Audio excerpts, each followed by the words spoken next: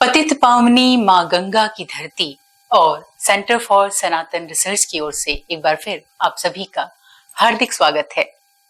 लबों पे कभी उसके बद्दुआ नहीं होती, बस एक माँ है जो हमसे कभी खफा नहीं होती। माँ यानी कि माई, जननी, एक ऐसा अवतार ईश्वर का जो हर घर में पाया जाता है। अगर वो न हो तो हम अपने होने की कल्पना तक नहीं कर सकते हैं। एक ऐसी शख्सियत जो न सिर्फ चरित्र का निर्माण करती है एक बालक के, बल्कि पूरे राष्ट्र का निर्माण करती है।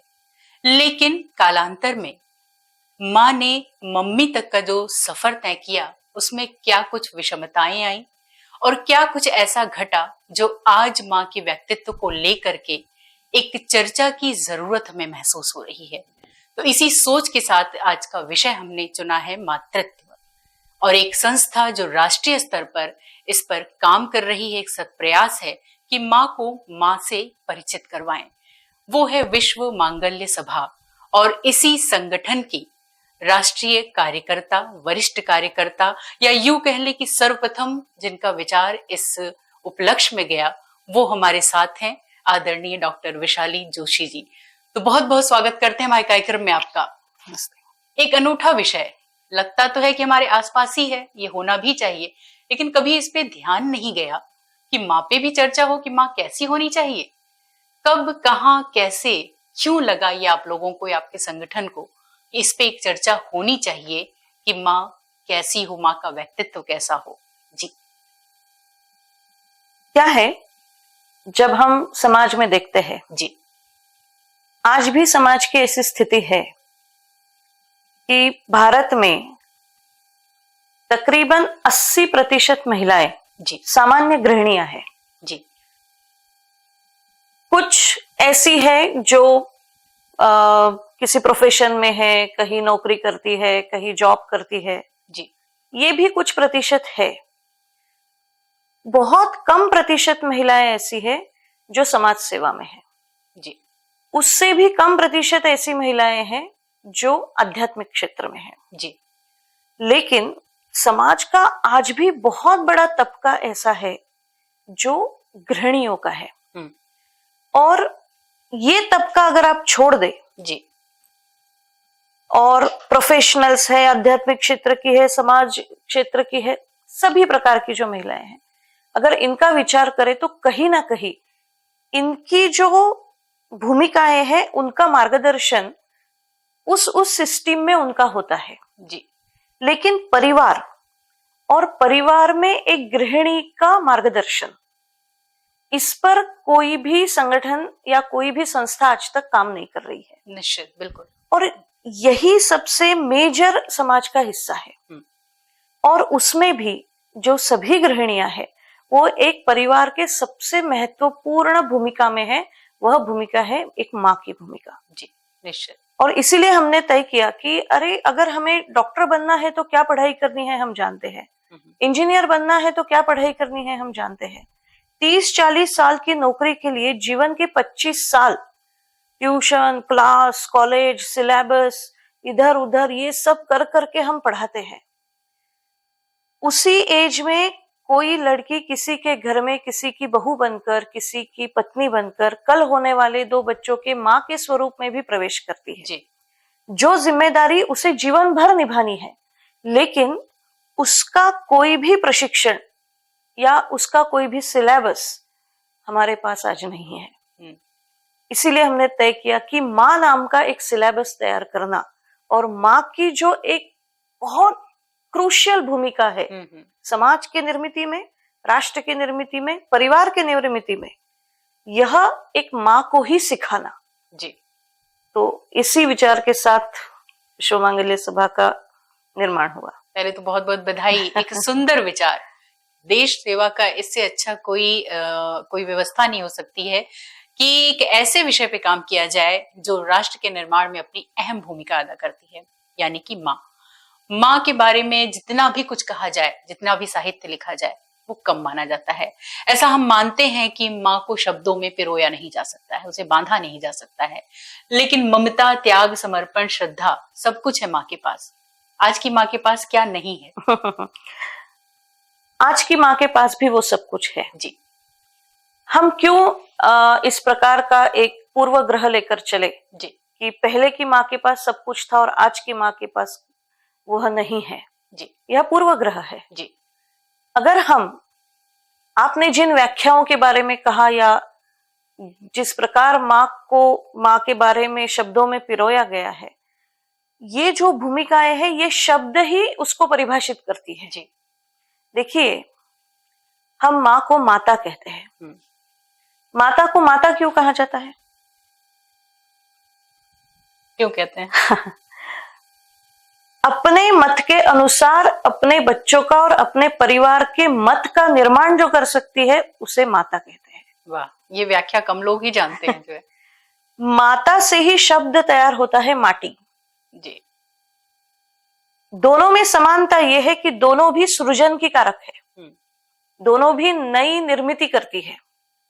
मिट्टी भी नई निर्मिति करती है, माँ भी नया निर्मिति करती है, सृजन करती है। इसीलिए उसे महिला कहते हैं। महिला को महिला क्यों कहते हैं? क्यों कहते हैं? मही माने पृथ्वी, मही जैसी जो है, मही माने पृथ्वी। पृथ्वी में अगर बीजारोपण हो तो निर्मिति होती है। जी। स्त्री भी नवनिर्माण की कारक है। जैसे पृथ्वी सबको आधार देती है वैसे माँ भी सबको आधार देती है। जैसे पृथ्वी सहनशील है वैसे स्त्री भी सहनशील है। तो जितने पृथ्वी में सारे गुण हैं वो सारी महिलाओं में है। इसे उसलिए महिला, मही माने मही जैसी, पृथ्वी जैसी, इसलिए उसे महिला कहते हैं। क्या बात है। जब स्त्री को स्त्री कहते हैं, सत्रयी इति स्त्री, सत्व रज तम, इन तीनों ही गुणों से जो युक्त है उसे स्त्री कहते हैं। सस्तर इति स्त्री, जिसके साथ रहने से जीवन का स्तर ऊंचा होता है उसे स्त्री कहते हैं। सस्त्रवण इति स्त्री, जो स्त्रवती है उसे भी स्त्री कहते हैं। नारी उसे क्यों कहते हैं? बिल्कुल, नारी शक्ति, नारी न अरि, जिसका कोई शत्रु नहीं हो सकता। अरि माने शत्रु, न अरि माने नारी। क्या बात है। पहली बार ऐसा लग रहा है कि नारी की, स्त्री की, महिला की हम ऐसी सुंदर व्याख्या शायद इधर कभी ध्यान ही नहीं गया हमारा जो है। और जो मुझे लगता है विद्यार्थी हैं उनका आज शब्द ज्ञान, पर्यायवाची ज्ञान, अर्थ ज्ञान तो विस्तार पा ही रहा है। कोशिश भी हमारी यही होती है कि हम हर तरीके के दर्शक जो हमारे हमें देख रहे हैं उन तक कुछ न कुछ जो है ऐसा पहुंचे जो उनके भविष्य का निर्माण कर सके। तो बड़ी अच्छी व्याख्या है, बड़ा अच्छा लग रहा है आपसे बात करना। देखिए, यही भारतीय संस्कृति है। जी। भारतीय संस्कृति के हर शब्द में ज्ञान है, बस हमें उसका डिकोडिंग पता होना चाहिए। जी। और यही कोशिश है सेंटर फॉर सनातन रिसर्च की भी, कि हम अपने धर्म की सही व्याख्या को जान सकें, समझ सकें जो है। अब जानना चाहेंगे विश्व मांगल्य सभा, जितना अच्छा इसका नाम है, विश्व का मंगल, और उतना ही पुनीत काम भी है। तो इसके बारे में जानना चाहेंगे कि कब कैसे इसकी नींव पड़ी, क्या है इसका विस्तार, कहाँ तक, और कहाँ है इसका मुख्यालय, कैसे काम करती है, सब कुछ आज आपके माध्यम से जानना चाहेंगे। जी। विश्व मांगल्य सभा की जो शुरुआत हुई वो 2010 में हुई। जी। 19 जनवरी 2010 को नागपुर में विश्व मांगल्य सभा की स्थापना की गई। इसी विचार के साथ स्थापना हुई कि मातृत्व का निर्माण होना चाहिए। जी। अब विश्व मांगल्य सभा की दृष्टि में मातृत्व की जो परिभाषा है वह परिभाषा भी हमने सुनिश्चित की है कि हम किस प्रकार की माँ चाहते हैं। जी। माँ तो सभी अच्छी होती है, अच्छी माँ का निर्माण करना माने क्या, इसका भी जो विचार है जी, वह विश्व मांगल्य सभा का एक दृष्टिकोण है। एक आदर्श माँ कैसी हो। हाँ, कि माँ माने माँ की भूमिका के संदर्भ में जो कहा जाता है, वात्सल्य है, प्रेम है, माया है, ममता है, ये तो सब ठीक है, लेकिन इसके अलावा भी बहुत कुछ है जो माँ के हाथ में है। जी। बस उसी के लिए उसे धर्म के आधार पर संवेदनशील बनाना, उसे समाज के आधार पर संवेदनशील बनाना, उसे राष्ट्र के आधार पर संवेदनशील बनाना, यह उसके व्यक्तित्व का प्रमुख एक भाग होना चाहिए। इस विचार को लेकर जब विश्व मांगल्य सभा ने तय किया कि यह काम शुरू करना, जी, तो 2010 में इसकी शुरुआत हुई। नागपुर के पास, अमरावती के करके एक जिला है, विदर्भ प्रांत, हम्म, वहाँ एक बहुत बड़ा पीठ, देवनाथ पीठ करके जी। एक 600 वर्ष पुरानी पीठ परंपरा है। हम्म, संत एकनाथ महाराज, जिन्होंने समरसता के विषय में बहुत बड़ा जिनका कार्य समझा जाता है, हम्म, तो यह 600 वर्ष पीठ पुरानी परंपरा है, जिनके 18वें पीठाधीश जो अभी विद्यमान वहां पर है, अनंत श्री विभूषित 1008 परम पूज्य श्री जितेंद्र नाथ जी महाराज, उन्होंने सर्वप्रथम इस विचार को स्थापित किया। जी। उसके बाद यह संगठन या फिर यह संस्था तब जब स्थापना हुई, तब विश्व मांगल्य सभा करके इसका नामकरण किया गया, लेकिन वह कार्य उन्होंने अपना सांप्रदायिक ऐसा न रखते हुए राष्ट्र को समर्पित कर दिया। और अभी तब मैं इसकी प्रथम कार्यकर्ता थी, मुझसे ही ये काम शुरू हुआ। मेरा जस्ट पढ़ाई पूर्ण हुई थी, फिर मैंने इस कार्य के लिए प्रचारक निकलने के लिए तय हुआ। उसके बाद अभी 14 साल हो गए हैं जी। इस बीच विश्व मांगल्य सभा में तकरीबन 13 पूर्णकालिक प्रचारिकाएं मेरे बाद प्रचारक करके निकली, और अभी भारत के 27 प्रांतों में विश्व मांगल्य सभा का विस्तार है। तकरीबन 2000 से भी अधिक इसकी दायित्वधारी कार्यकर्ता है। अच्छा। सब पूरे भारत में। और 6 लाख महिलाएं अभी विश्व मांगल्य सभा से पूरे देश में जुड़ी है, जिसमें जम्मू कश्मीर से लेकर जम्मू कश्मीर, दिल्ली, हरियाणा, इधर उत्तर प्रदेश, राजस्थान, गुजरात, मध्य प्रदेश, महाराष्ट्र, कर्नाटक, आंध्र प्रदेश और तेलंगाना जी, ये प्रामुख्य से मुख्य विस्तार इसका है। तथा इसके साथ साथ गत 3 वर्षों से विदेश विभाग भी इसका शुरू हुआ है, जिसमें 9 राष्ट्रों में विश्व मांगल्य सभा का विस्तार है। क्या बात है। जिसमें यूरोप आता है, अमेरिका आता है, इधर अपना ये है सऊदी साइड में इसका कार्य है। ऐसा 9 राष्ट्रों में अभी तक इसका विस्तार हुआ है देश के बाहर। तो भारतीय दर्शन और भारतीय संस्कृति की अगर बात करें तो विश्व गुरु भारत आज अपने हाथ और पैर, जैसा कि हमारे आदरणीय यशस्वी प्रधानमंत्री जी की ऐसी मंशा भी है कि जो हमारा भारतीय दर्शन है वो इतना सक्षम है कि भारत को विश्व गुरु समझा और माना जाए। तो इसी दिशा में ऐसे संगठन भी काम कर रहे हैं और अलग अलग विषयों पे काम कर रहे हैं। मातृत्व विषय तो वैसे भी बहुत ही जरूरी और अहम हिस्सा है हमारे जीवन का। जब काम करते हुए आप लोग आगे बढ़ रहे हैं तो निश्चित तौर पे बहुत सारे अनुभव सामने आए होंगे, कुछ उसके साथ साथ चुनौतियां भी रही होंगी जो है, तो वो क्या कुछ अनुभव रहे, कुछ एक आध अनुभव हम आपके माध्यम से अपने दर्शकों के लिए चाहेंगे कि आप साझा करें। जी। संगठनात्मक जब हम प्रवास करते हैं जी, कि कोई भी संगठन जब शुरू होता है तब जैसे अभी पूरे विश्व की आधी आबादी महिलाओं की है जी, मातृत्व ये सभी महिलाओं का विषय है जी, भारत की 66 करोड़ महिलाओं का ये विषय है जी। तो इन सभी महिलाओं तक पहुंचना ये हमारे लिए सबसे महत्वपूर्ण चैलेंज है जी। अब इसका जो विस्तार है उसकी कार्य पद्धति सुनिश्चित करना जी, वह कार्य पद्धति समाज में लागू करना जी, और उसकी एक संगठनात्मक रचना बनाना, यही एक संगठन के लिए सबसे बड़ा जिसे कहते हैं आह्वान होता है जी, वो है। दूसरा जो चुनौती आपने कही उसमें सबसे बड़ी चुनौती अभी जो देश में है आधुनिकता के इस परिप्रेक्ष्य में जी, जब हम संस्कार, संस्कृति, आदर्श, मातृत्व ये सब बातें करते हैं तो एक बहुत ही नया विचार और जो अभी महिलाओं में और समाज में बहुत अधिकतर है वो है फेमिनिज्म का विचार। वो एक बहुत बड़ा चैलेंजिंग फैक्टर है। मातृत्व के संदर्भ में बात करते समय जब हम कहते हैं कि ये माँ का विषय है, ये परिवार का विषय है, तब तुरंत एक प्रश्न उपस्थित हो जाता है क्यों ये पिता का विषय क्यों नहीं है। निश्चित, बिल्कुल सही। हाँ। तो ये जो एक कॉन्फ्लिक्टिंग माइंडसेट पूरे समाज में है, ये माइंडसेट भी एक बहुत बड़ा चैलेंज है।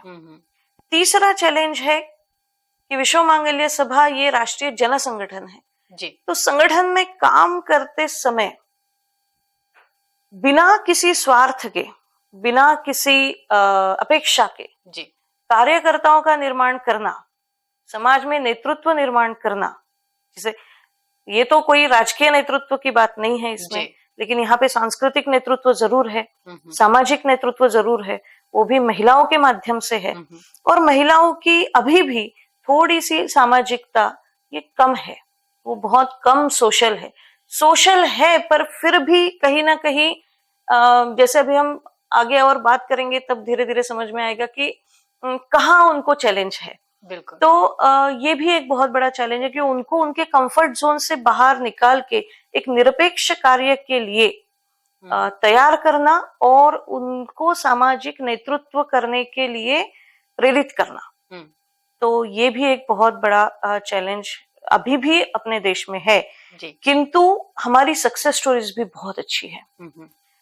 एकदम सामान्य परिवारों से, सामान्य शहरों से, सामान्य गांवों से जी ऐसी महिलाएं तैयार हुई है जिन्होंने बहुत बड़ा उम्दा कार्य वहां पर किया है, जिनका कोई बैकग्राउंड नहीं है, जिनका कोई ना पॉलिटिकल बैकग्राउंड है, ना कोई अन्य संगठन से वह कभी संबंधित है, एकदम सामान्य परिवार से है, बस विषय सुना है, बहुत अच्छा लगा है, कुछ मार्गदर्शन हुआ है और उस आधार पे वह पूरा समाज को ड्राइव कर रही है जी। तो ऐसी भी कई आश्चर्यकारक घटनाएं हैं, बहुत सक्सेस स्टोरीज है। बहुत सारी सक्सेस स्टोरीज के साथ में जो है, जो विषय है, थोड़ा सा उसको और व्याख्या हम देने की कोशिश करते हैं। जैसा कि हम समझ पा रहे हैं कि आप भी इस इंतजार में हैं कि सच में वो माँ पे जो इतनी सारी बातें हो रही हैं वो क्यों हो रही है, आखिर हम चाहते क्या है माँ से जो है आज के समय में। ठीक तो है, बच्चे को जनने से लेकर के पालने तक जो है सब कुछ तो माँ कर ही रही है, लेकिन फिर भी समाज में जो विषमताएं हैं, जो समाज में कुरीतियां हैं, वो बढ़ती क्यों जा रही हैं?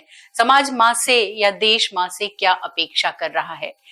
एक जमाना था जब यशोदा की बात करते थे, एक जमाना था जीजाबाई की बात करते हैं, आज भी हम उदाहरण देते हैं शिवाजी का, जिन्होंने फौलाद जैसे बच्चे का निर्माण किया, जिन्होंने भारत के लिए क्या कुछ नहीं किया।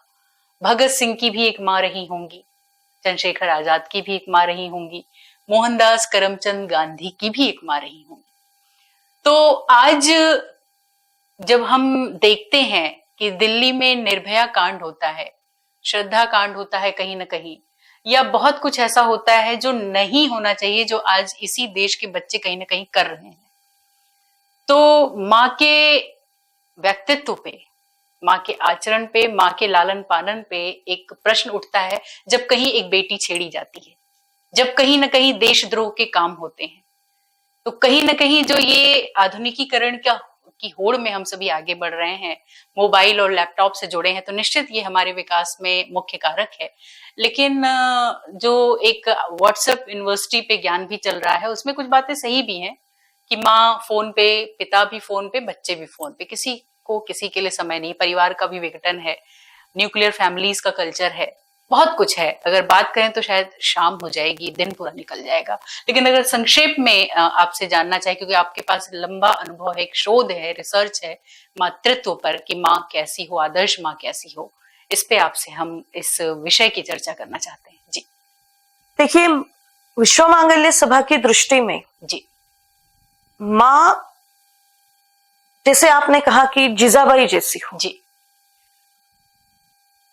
मेरा एक अगर लौकिक कोई करियर है तो मेरा एक पैरेलल करियर एक माँ का भी है जी।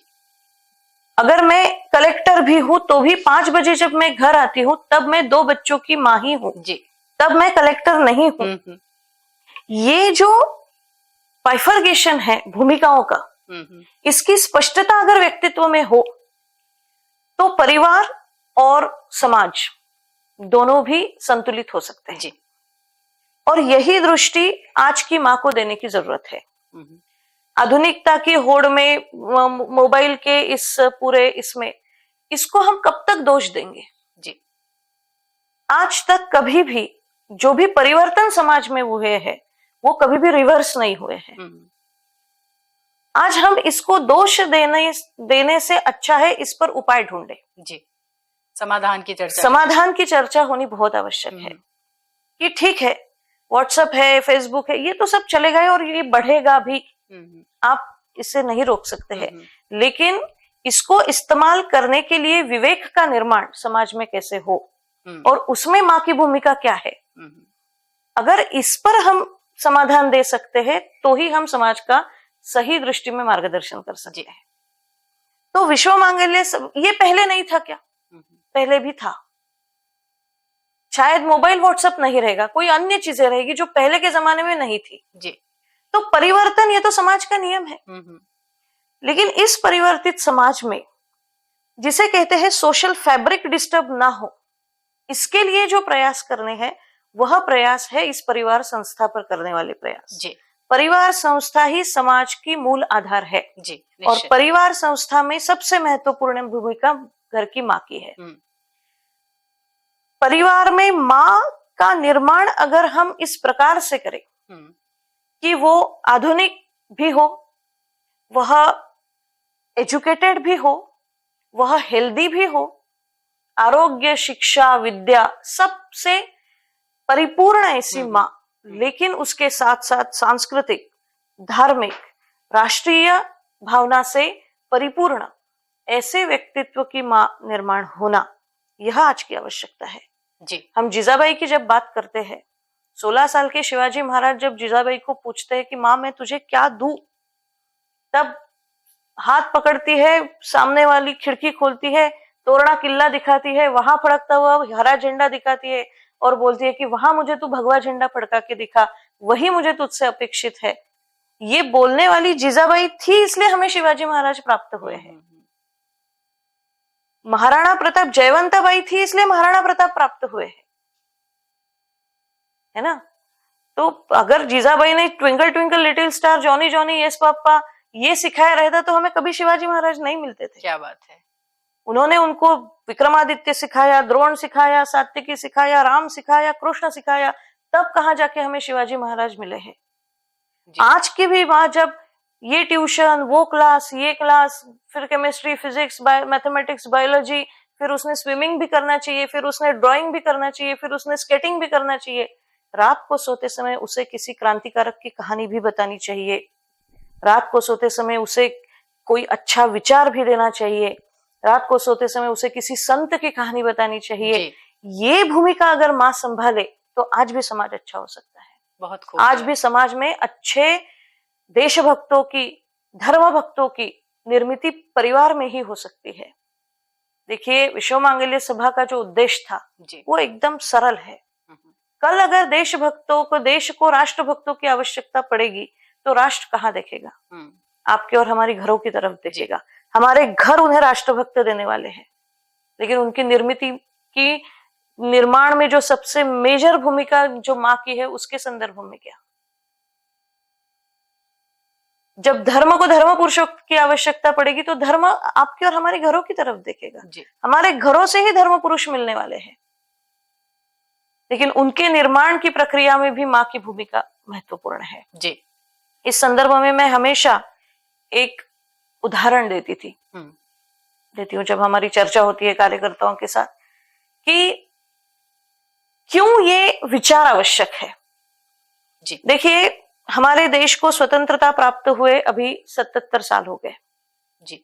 77 साल पहले हमारे देश में भगत सिंह थे, राजगुरु थे, आजाद थे, सुखदेव थे, सुभाष चंद्र बोस थे, महात्मा गांधी थे, सारे देशभक्त जितने कितने भी नाम गिनवाए, ये सारे 77 साल पहले थे।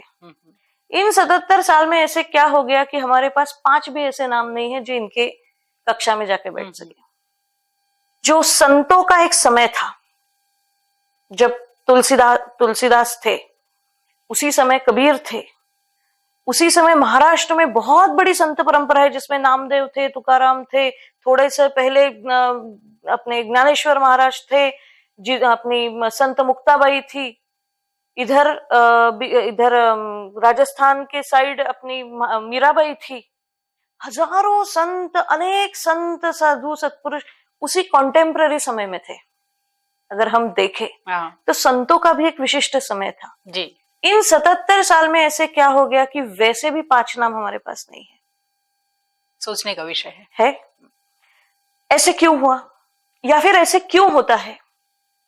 एक सामान्य उसके पीछे कारण है। जब देशभक्ति का एक वातावरण इस देश में था स्वतंत्रता के पूर्व, तब हर शहर, हर गली, हर मोहल्ला, हर परिवार, विवाह के लिए खड़ी होने वाली हर महिला, हर पुरुष इस विचार से प्रेरित था कि मेरे घर में जिस बच्चे का जन्म हो वो देश के काम आना चाहिए। इसलिए उनका वह विचार जन्म लेता था, इसलिए देशभक्तों का जन्म होता था। जब भक्ति का वातावरण इस देश में था, तब हर घर में ऐसे लगता था कि भगवान ने मेरे घर जन्म लेना चाहिए। तब संत सत्पुरुषों का निर्माण होता था।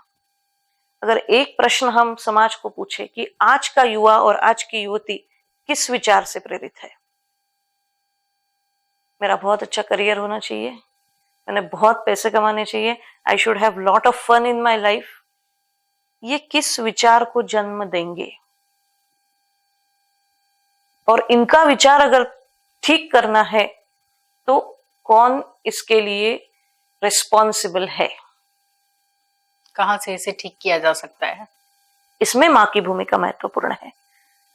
दाल परोसते परोसते, सब्जी परोसते परोसते, अगर एक देशभक्त माँ पूरे हृदय से अगर अपने बेटे के सर पर हाथ रख के एकदम हृदय से अगर बोले कि देख, जिस देश का नमक खा रहा है वहां का कभी तू पैसा मत खाना, तुझे तेरी माँ की कसम है, वो बेटा जीवन भर याद रखेगा कि मुझे मेरी माँ ने कसम दी है, मैं कभी पैसा नहीं खाऊंगा। हम भ्रष्टाचार खत्म कर सकते हैं। यही व्यक्तित्व निर्माण है, यही चारित्र निर्माण है। इसलिए चरित्र और चारित्र के निर्माण में माँ बहुत मुख्य भूमिका में है। जी बिल्कुल। उसका वात्सल्य एक ऐसी ताकत है, और जब जब इस देश में ट्रांसफॉर्मेशन की स्थिति आई है तब तक माँ ने ही बहुत महत्वपूर्ण भूमिका निभाई है। जी, स्त्री की भूमिका बहुत महत्वपूर्ण है।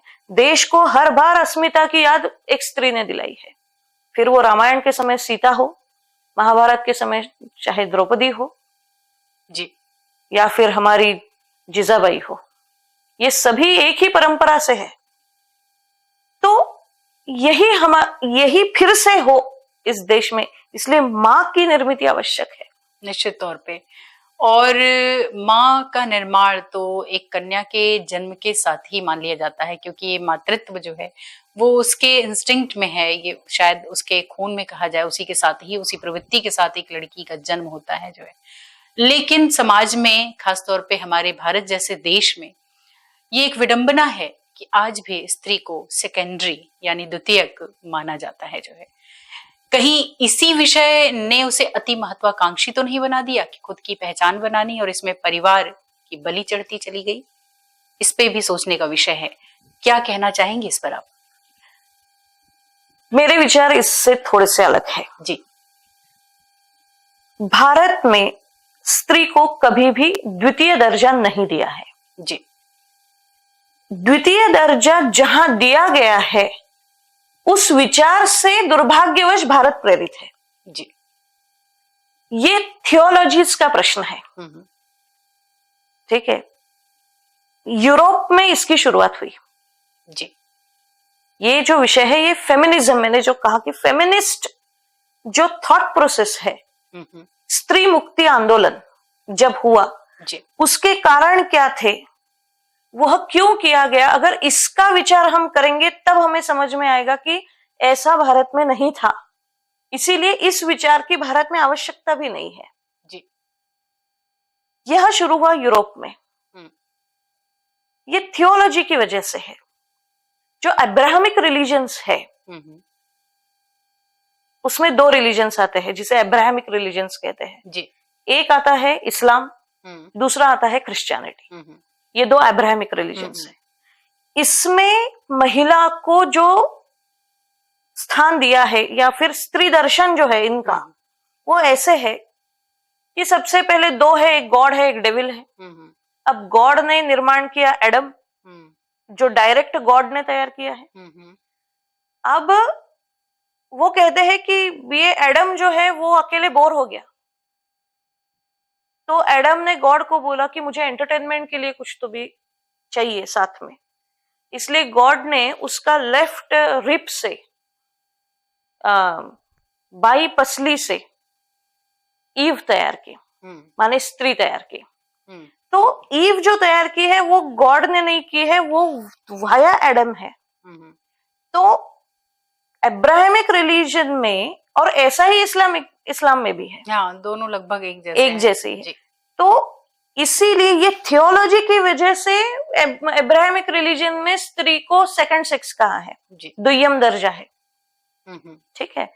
अब ये ईव को भी ईव इसलिए कहते हैं वो कि ईव बहुत सुंदर है, क्योंकि उसको तो एंटरटेनमेंट के लिए बनाया है। तो डेविल के वो संपर्क में आई है और उसने वो एडम को वो आकर्षित करती है, और इसीलिए उसको ईव माने एविलिश, ये जो शब्द है एविल, इससे शब्द आता है ईव, इसलिए उसको ईव बनाया है। ये उनका थियोलॉजी है। अब वो एडम को आकर्षित करती है, फिर उनमें संपर्क होता है और उससे एक संतान की निर्मित होती है। इसीलिए और उसी को उन्होंने कहा है ओरिजिनल सिन, ये बाइबल में है। हाँ, ये बहुत सारे पाश्चात्य साहित्य में भी है। ठीक है। तो ये है उनका हो गया ओरिजिनल सिन। अब ये ओरिजिनल सिन की रिस्पॉन्सिबल ईव है, इसलिए उसको जिसे कहते हैं शिक्षा, पनिशमेंट मिली है ओरिजिनल सिन का, कि ताकि she has to carry the baby. इसलिए ईव जन्म देती है और उसको वो जन्म के बहुत दर्द को सहना पड़ता है, प्रसव वेदना को सहना पड़ता है। तो ये उनका थियोलॉजी है। ये इस प्रकार से वो स्त्रियों को देखते हैं। कितनी नकारात्मक छवि है, नकारात्मक छवि है। और इसकी वजह से उस सोसाइटी का जो परिणाम हुए, उससे अनन्वित अत्याचार स्त्रियों पर किए गए। प्लेटो का जो लॉज नाम का बुक है, उसमें प्लेटो खुद कहते हैं कि स्त्रियों में आत्मा नहीं होती, क्योंकि गॉड ने तो उनको नहीं बनाया है, वो तो एडम के पसली से बनी है। तो स्त्री में आत्मा नहीं होती, इसलिए उनको मतदान का अधिकार नहीं है। स्त्री में आत्मा नहीं होती, इसलिए उनको न्यायालय में अपनी साक्ष्य देने का अधिकार नहीं है। ये प्लेटो ने उनके लॉज में लिखा है। और इसकी वजह से क्या हुआ कि एक अत्याचार, अनन्वित अत्याचार से गुजरा हुआ स्त्री समाज यूरोप का एक दिन बगावत कर उठा। वहां पे एक सिमोन डी बउआ नाम की एक स्त्री थी, जिन्होंने स्त्री के अधिकारों के लिए आंदोलन खड़ा किया जी। और वह आंदोलन का परिणाम यह हुआ कि 1950 में, 1962 में उनको मतदान का अधिकार मिला, 8 मार्च को। इसलिए हम 8 मार्च महिला दिन करके सेलिब्रेट करते हैं जी। अब भारत की परिस्थिति तो ऐसी कुछ थी नहीं। भारत तो स्त्रियों के विषय में ऐसा कुछ सोचता ही नहीं है। 1947 में इलेक्शंस हुए, तब उसी समय भारत की करोड़ों महिलाओं ने मतदान किया। तो भारत में तो ऐसा कुछ किसी को अधिकारों के लिए लड़ना नहीं पड़ा जी। ये तो वहां की सिचुएशन थी, वहां स्त्रियों को द्वितीय दर्जा है। यहाँ तो हमारी भारत का दर्शन कहता है कि एको हम बहुश्याम, जब परब्रह्म को, ब्रह्म को बहु होने का माने अनेक होने का जब विचार आया, तब ब्रह्म से परब्रह्म से निर्माण हुआ ब्रह्म, ब्रह्म से निर्माण हुआ क माने काया, और क के 2 स्वरूप निर्माण हुए, एक थी शतरूपा, दूसरा था स्वयंभू मनु जी। ये हमारा दर्शन है। और इस शतरूपा और स्वयंभू मनु से जनता का निर्माण हुआ। क्या बात है। तो सीधा परब्रह्म के 2 स्वरूप माने गए हैं, स्त्री और पुरुष। इसलिए पुरुष की जो व्याख्या की गई है, इसलिए पुरुषार्थ जो है वो 4 पुरुषार्थ माने गए हैं, धर्म, अर्थ, काम और मोक्ष। तो ये स्त्री में नहीं है, स्त्री में भी है। तो पुरुष का अर्थ है पुरी माने क्षेत्र, क्षेत्र माने शरीर, शरीर में शयन करने वाला परमात्मा माने पुरुष। तो जहां जहां जिस जिस शरीर में परमात्मा शयन करता है वो सारे पुरुष है। स्त्री भी पुरुष ही है क्योंकि वो पुरुषार्थ से युक्त है। तो भारत में स्त्री पुरुष असमानता कभी थी ही नहीं। दोनों समान पर ब्रह्म के दो स्वरूप माने गए हैं। क्या सुंदर व्याख्या। लेकिन कहीं ना कहीं हम अपने ही भारतीय संस्कृति और दर्शन से, सनातन से जो विमुख हुए हैं, चाहे वो पाश्चात्य देशों के आक्रमण के कारण या कहीं ना कहीं जो ये भ्रम है कि हमसे ज्यादा आधुनिक हैं, उनकी नकल करने में हम अपने मूल को खोते जा रहे हैं। और कहीं ना कहीं ये विस्मृत हो गया है कि हमारा दर्शन क्या है और हम क्या हैं, क्यों भारत को विश्व गुरु कहा जाता है। अभी ये जो फिर उस पे जो तर्क आते हैं कि भारत में फिर भी स्त्रियों की पर्दा पद्धति थी जी, फिर स्त्रियों को शिक्षण के अधिकार नहीं थे, ये जो तर्क है इसके भी कारण यह है कि एक ऐसे अब्राहमिक रिलीजन के दो आक्रमणकारियों के अंतर्गत हमारा समाज 1200 साल से गुलाम था। जी, वही विचारधारा इस समाज में जबरदस्ती पिरोई गई थी जी, और उसी का परिणाम ये हुआ कि हमारे यहाँ की भारतीय महिला का शोषण हुआ। जी, निश्चित। लेकिन यह हमारी मूल विचारधारा नहीं है, कभी नहीं थी। ये तो हमारे समाज का अज्ञान है कि हम स्वयं शास्त्र पढ़ते नहीं है। हम शास्त्र के बारे में जो हमें बहकाते हैं उनके बहकावे में हम आते हैं। अभी तक पूरा एजुकेशन कम्युनिस्टों के हाथ में था जी, तो यही परिभाषाएं हम सीख रहे थे कि भारत में स्त्रियों का दुय्यम स्थान है, भारत में सती प्रथा है, भारत में फलाना है, भारत में पर्दा पद्धति है। कभी हमें ये नहीं सिखाया गया। देखिए भारत की सिचुएशन क्या थी, हम सामान्य मनुष्य भी सोच सकते हैं और उस पर अंदाजा लगा सकते हैं। जी, अभी महाराष्ट्र जैसा जो प्रदेश है या राजस्थान जैसा प्रदेश है जो हमेशा लड़ाई जिसने की है, अब लड़ाई तो 6-6 महीना चलती थी। पूरे गांव के गांव लड़ाई पे चले जाते थे, गांव के सारे पुरुष लड़ाई पे चले जाते थे। फिर गांव को कौन संभालता था? स्त्रियां। गांव में कौन रहते थे? केवल महिलाएं और बच्चे रहते थे। गांव का आरोग्य, गांव का व्यापार, गांव का न्यायदान, गांव की सुरक्षा, ये सब कुछ महिलाएं करती थी। किसने कहा पर्दा पद्धति थी? किसने कहा वो अक्षम थी, वो अबला थी? कुछ नहीं था ऐसे। लेकिन हमें ये पढ़ाया नहीं गया है।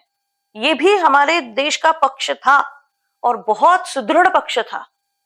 लेकिन हमें सिखाया क्या जाता है? स्त्री प्रथा, सती प्रथा, वो भी थी, कलंक है। जहां कहीं भी हुआ कलंक था, काला अध्याय था एक। पर वही सिखाना, वही परिभाषित करना कि यही हमारी संस्कृति है, ये हमारे साथ बहुत बड़ा अन्याय हुआ है जी, और पूरे समाज के साथ हुआ है। और जो जो इसके जिम्मेदार है वो अभी उसके फल भुगत रहे हैं। बिल्कुल।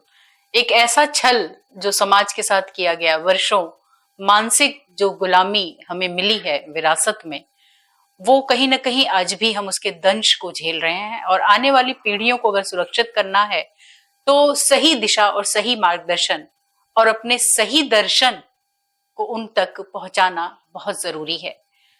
विश्व मांगल्य सभा जिसका मोटो या जिसकी पंक्तियां हैं जो स्क्रीन पे भी दिख रही हैं, संस्कार, सामर्थ्य, सदाचार और सेवा, सब कुछ मुझे लगता है कि इसमें समाहित है जो भारतीय दर्शन का मूल है।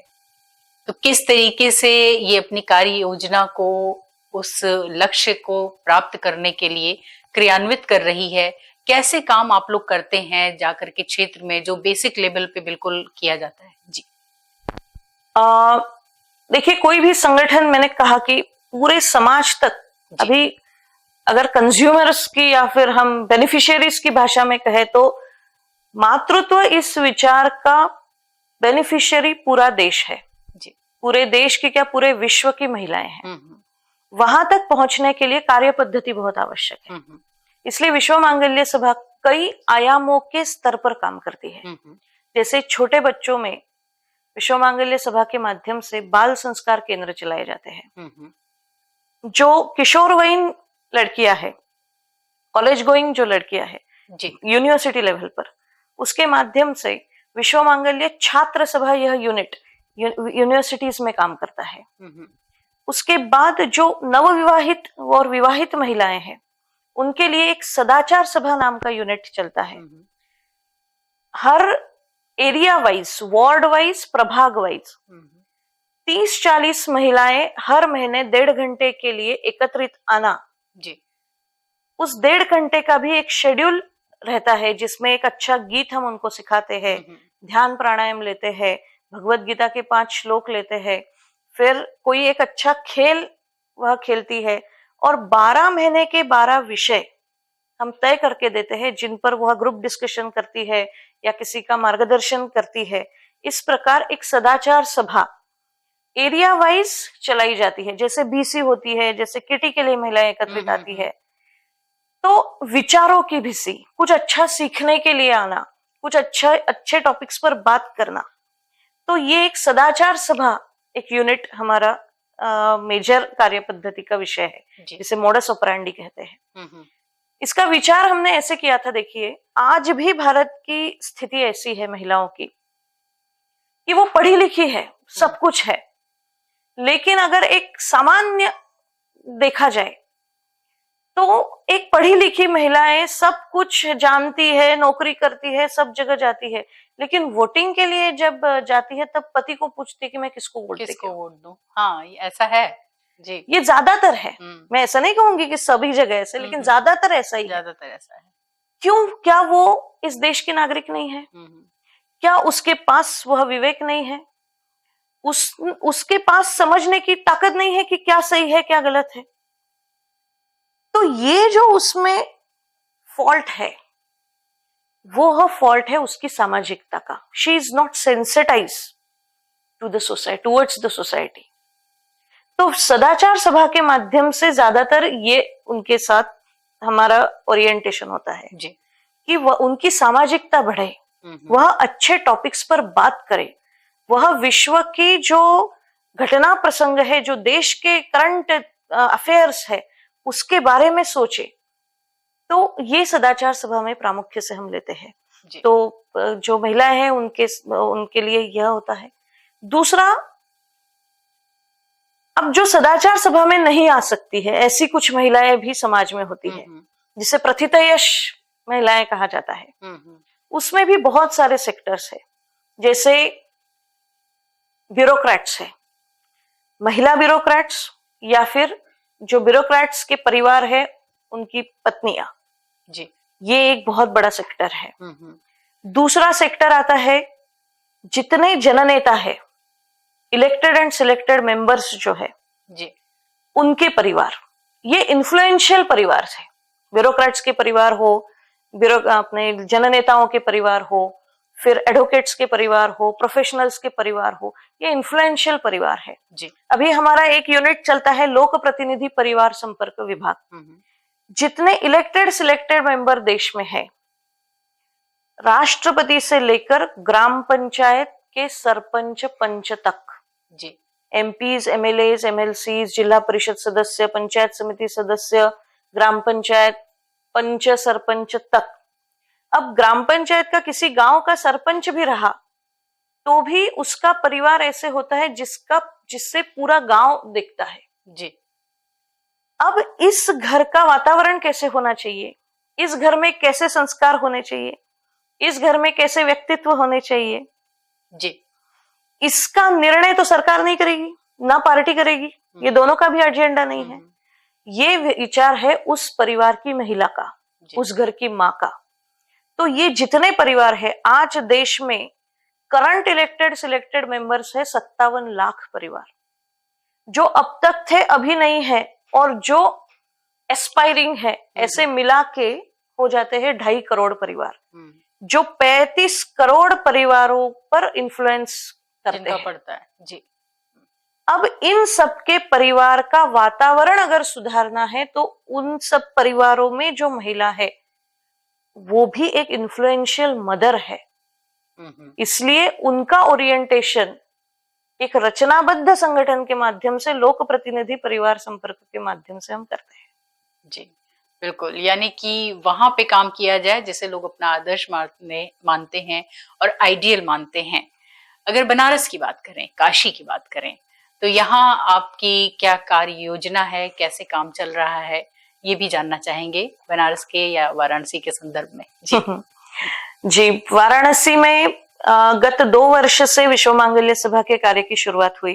जी वाराणसी में ही केंद्र जिनका है वह है श्रुति देशपांडे, जो विश्व मांगल्य सभा की पूर्णकालिक प्रचारिका भी है जी और काशी प्रांत के संगठन मंत्री है। हम्म। उनके माध्यम से काशी प्रांत में विश्व मांगल्य सभा का कार्य चल रहा है।